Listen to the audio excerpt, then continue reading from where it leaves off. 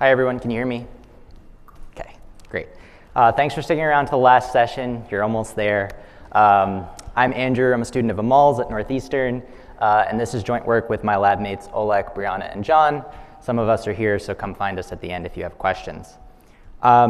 Seeing as this is the Rust session, I feel I should start with a quick disclaimer that this is not actually a Rust talk per se. At least not really. I'll allude to Rust here and there, and of course it's related, but I want to be clear that our goal in this work was not to actually formalize Rust. Instead, it was specifically to disentangle borrowing as a language feature from the intricacies of Rust, and specifically we wanted to ask how we could develop it as a feature that evolves from relaxing some of the restrictions of linearity. So in particular, we developed a lightweight borrowing extension for the linear lambda calculus. And by lightweight here, I mean first that we expose borrowing as this sort of safe API that's implemented using underlying untyped terms, rather than extending it with new syntax and operational semantics. And second, it sort of preserves the character of linear typing. It doesn't fundamentally change the way that the whole type system works, but rather the changes are mostly localized to the specific rules that involve borrowing.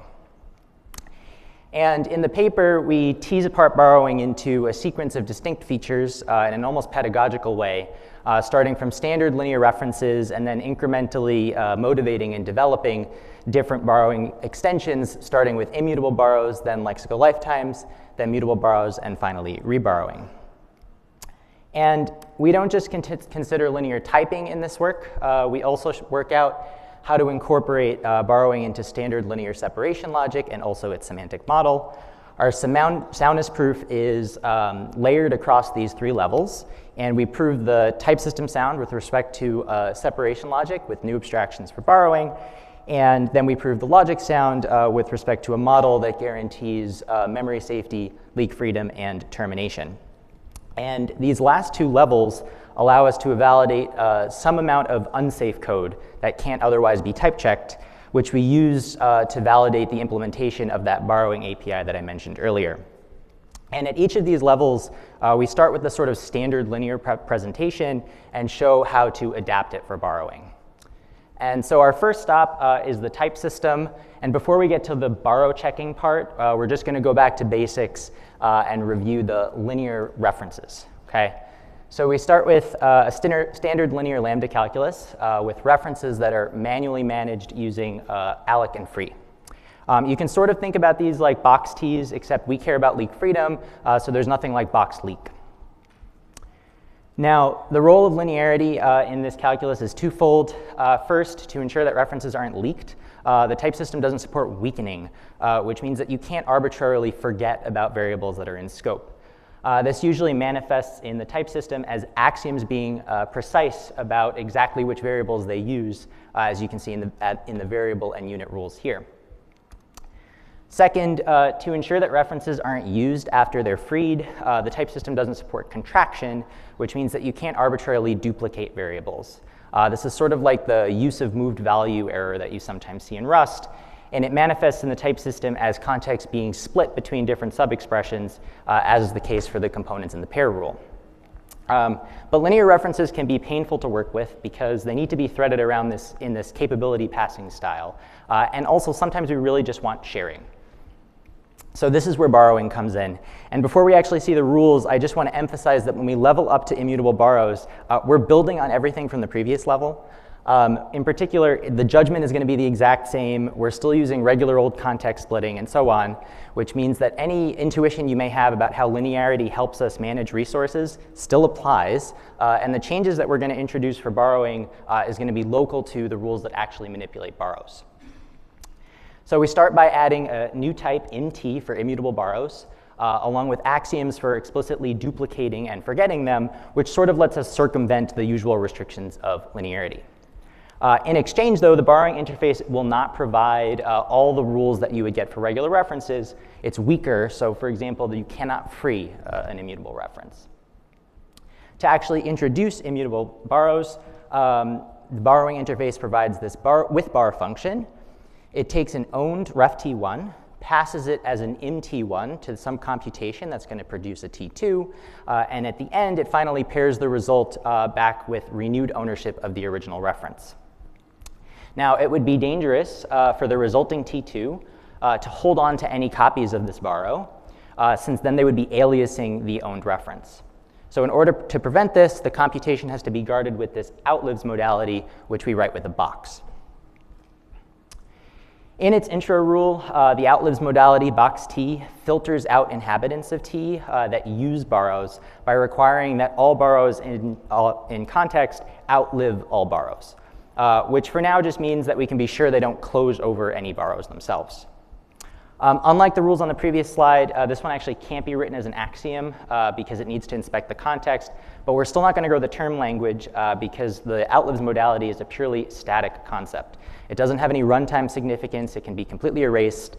That's why you see the same E above and below the bar. Now, to elaborate on this outlive side condition a little bit more, it uses this judgment T outlives M for each T in context, and I'll show a couple of rules here. For example, base types like unit, they will outlive all borrows because they don't have any. Compound value types like ref or pair, they just inherit the property from their constituents. The interesting one is that the outlives modality itself outlives all borrows by construction, since that's exactly the property that the intro rule checks. On the other hand, an im obviously has a borrow in it, and a bare function might close over a borrow, so neither of these get rules. If you want to return a function from with bar, it has to be explicitly guarded with this outlives modality. But if you've ever used Rust, it probably feels like outliving all borrows is a little strict. So in level 2, we're going to distinguish between different borrows using lifetimes, which effectively tag borrows with these fresh names that are ordered according to when they're introduced. In this level, we do need to generalize the judgment slightly in order to keep track of this lifetime ordering in a new context delta, but most of the type system, and indeed the entirety of the standard linear fragment, pass this context round completely opaquely, and it's unrestricted, so there's no funny business there.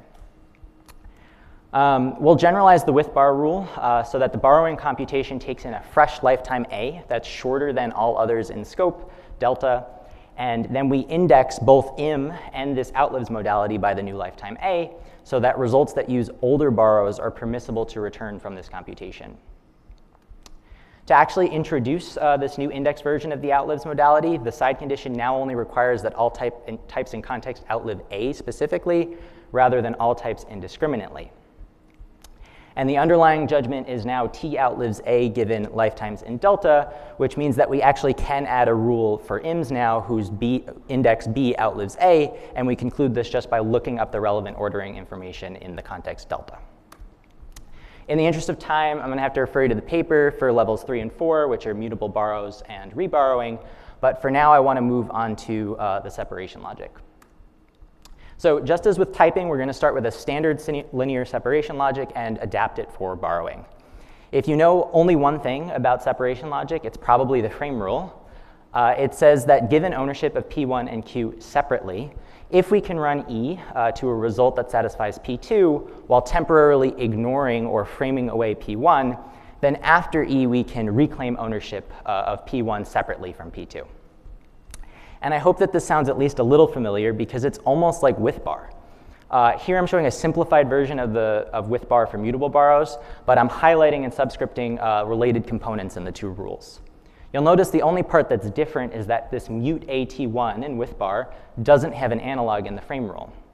Whereas the frame rule completely ignores or frames away ownership for the duration of a computation, with bar instead gives weaker access in the form of a borrow.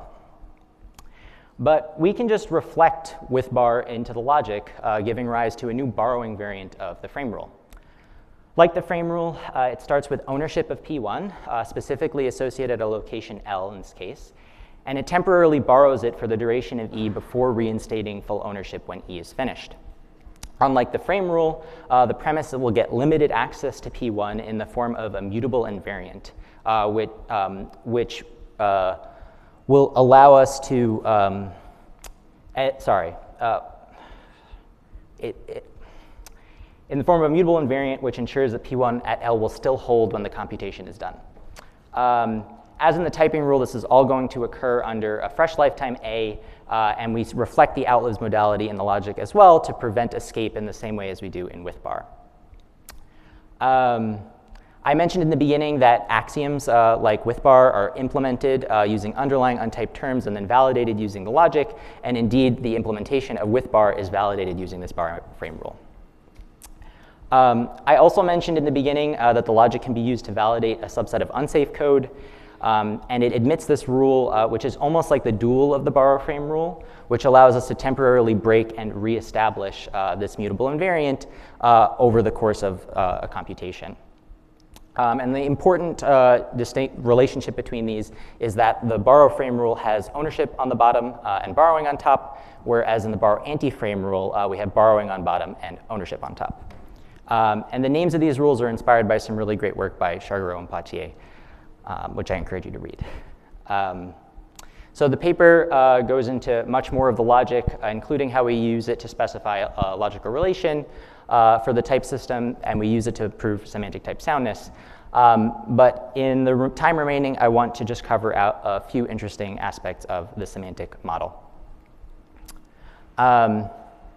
So in standard models of linear types or linear separation logic, resources, which we'll call rho, are usually heap fragments or heaplets, which are composed using disjoint union, reflecting that a ref t or an L points to V represents this sort of disjoint or exclusive ownership.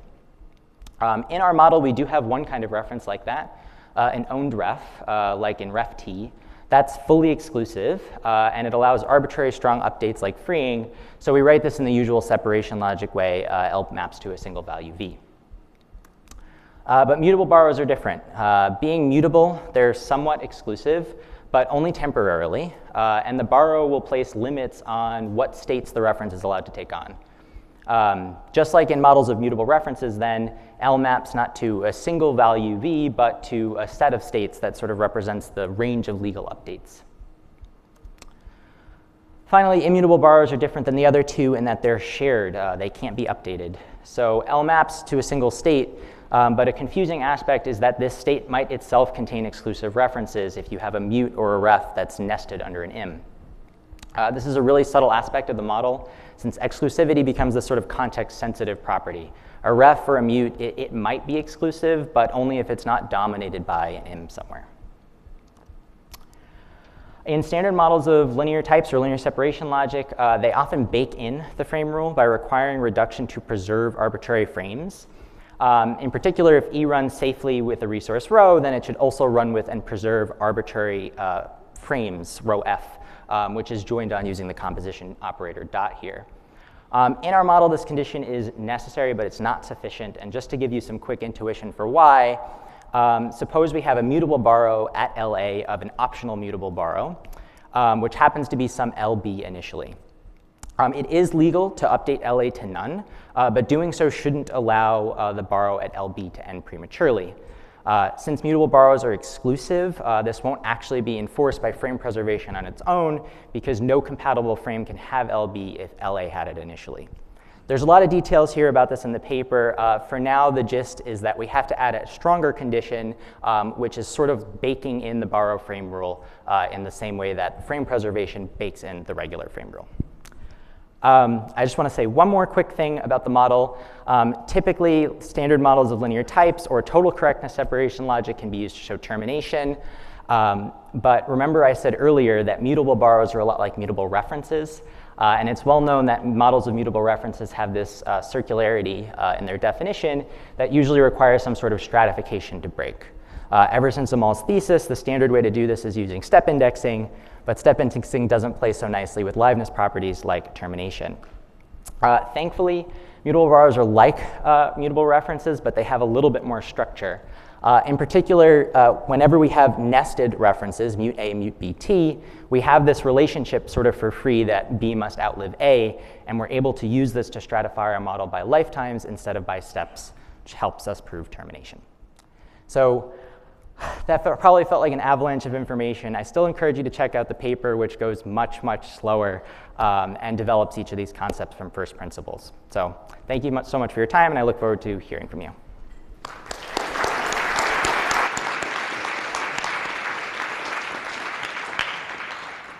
We could take a super quick question while the laptops are being swapped. This looks really cool. I like the idea of sort of building on linear types. We try to do something similar in Granule with like some kind of version, but it looks quite different. Is there some way of describing very succinctly the differences in approaches? Yeah, I mean, I think that just the biggest difference is where we started from. Are you talking about functional ownership, fractional uniqueness, that one? Yeah, I mean, so in that one, you've got like the more information in the context, right? There's like the semi-ring stuff, if I'm remembering correctly. So here we don't have any more structure in the context besides regular old context splitting. It was just a different foundation, that's all. You can sort of do it with less stuff, basically. Effectively, yeah. We'll have to move on to the next talk. Thank you very much again.